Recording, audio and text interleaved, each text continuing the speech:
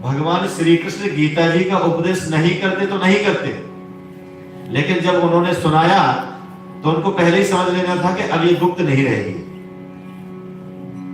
भगवान भोलेनाथ तो भोले हैं, कोई उनको कुछ कहता है तो वो उसकी बात मान लेते हैं, अपनी छोड़ देते हैं। पार्वती जी को प्रसन्न करने के लिए उन्होंने अमर कथा सुना दी, लेकिन उस तोते के बच्चे ने सुनी, उन्होंने तुरंत त्रिशूल उठाया, बोले इसका तो मैं वध कर दूंगा, क्योंकि किसी अनाधिकारी को अमर कथा नहीं सुनानी चाहिए। त्रिशूल उठाया, जैसे ही मारने को भागे तोता उड़ गया। अब तोता आगे आगे और भगवान भोलेनाथ त्रिशूल लिए पीछे पीछे पीछे पीछे भाग रहे। सत्यवती जी बाल बना रही थी, छत पे विराजमान थी, ऊपर की तरफ मुंह था। अधिकांश आप देखें कि जब बाल खींचे जाते हैं तो जब खिंचाव पीछे जाता है तो मुंह खुल जाता है। उस तोते ने मुंह खुला देखा सत्यवती का और मुंह के रास्ते उदर में प्रविष्ट कर दिया। भोले बाबा व्यास जी के आश्रम के दरवाजे पर खड़े हो गए त्रिशूल रख के। कितनी देर रहेगा? अभी घंटा भर 2 घंटा निकलेगा, लेकिन हम छोड़ेंगे नहीं। व्यास जी बाहर निकले, उन्होंने देखा भोलेनाथ दरवाजे पर खड़े हैं। भोलेनाथ का पूजन किया, लेकिन भोलेनाथ ने कह दिया कि मैं अंदर नहीं जाऊंगा, मेरा दुश्मन आपके अंदर है, मैं यहीं खड़ा रहूंगा। व्यास जी ने पूछा नहीं, भोले बाबा ने बताया नहीं। ऐसा करते करते करते करते 16 साल बीत गए। व्यास जी आए, व्यास जी कहते हैं कि भोले बाबा इतने दिन से ना तो आप कहीं जा रहे हैं और ना ही आप अंदर आ रहे हैं,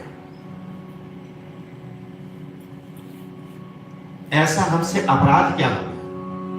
व्यास जी से कहते हैं कि आपसे मेरा कोई अपराध नहीं है, मेरा शत्रु आपके आश्रम में है, जब तक वो नहीं निकलेगा तब तक मैं कहीं नहीं जाऊंगा।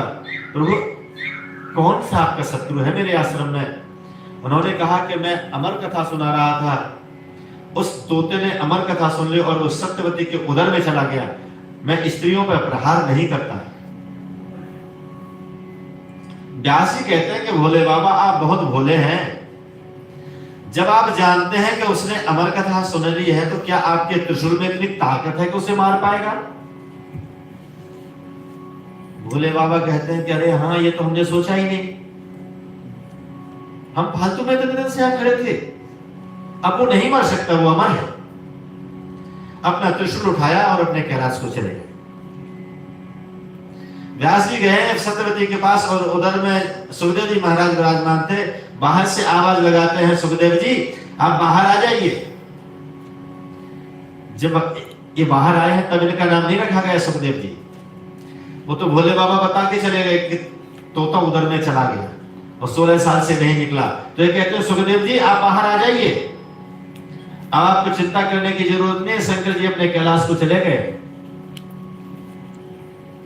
वो कहते हैं कि नहीं, हम यहीं ठीक हैं। क्यों? इन्होंने अमर कथा का श्रवण किया था, और जो अमर कथा का श्रवण कर ले वो माया में नहीं रहना चाहता, उसे माया नहीं चाहिए। इन्होंने वरदान दिया कि सुखदेव जी आप बाहर आ जाइए, आपको इस संसार की माया व्याप्त नहीं होगी। ऐसे सुखदेव जी महाराज ने जब सुना कि व्यास जी ने अगर कहा है तो उनकी वाणी कभी झूठी नहीं पड़ सकती, और उधर से वो बाहर आ गए।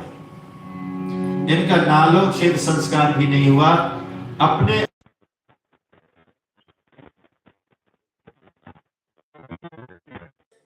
श्री सुखदेव जी महाराज निराकार ब्रह्म को मानने वाले, जंगल में विराजमान निराकार ब्रह्म को ध्यान करते, लेकिन इनके मन में सदा ये रहता।